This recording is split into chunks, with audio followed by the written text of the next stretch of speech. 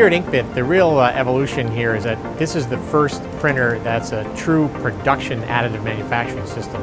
And we've introduced vision-controlled jetting, which allows us to do real-time, closed-loop feedback control of a jetting process.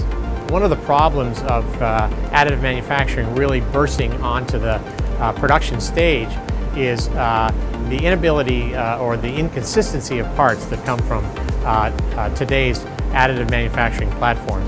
And that was really the idea behind forming Inkbit, was to find a way to control that variation. Parts that actually fit are important to customers. And we've done that with VCJ. Here with the Inkbit Vista system, parts coming off the printer are the most accurate, most repeatable polymer additive manufacturing parts available today. It is the holy grail of the additive manufacturing industry to finally have parts that they can rely on for real production applications. We have a printing process that's very accurate and repeatable, but also a post process that is automatable and low labor. We at Inkbit selected wax as our support material, which just melts away. It is an end-to-end solution that delivers real production scale today.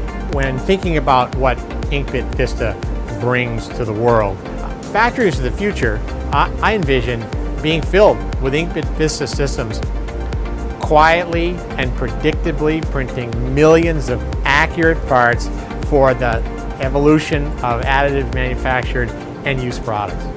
When we show them our technology and they find that they can actually use additive manufactured parts in applications where they've never been able to before, it's really exciting.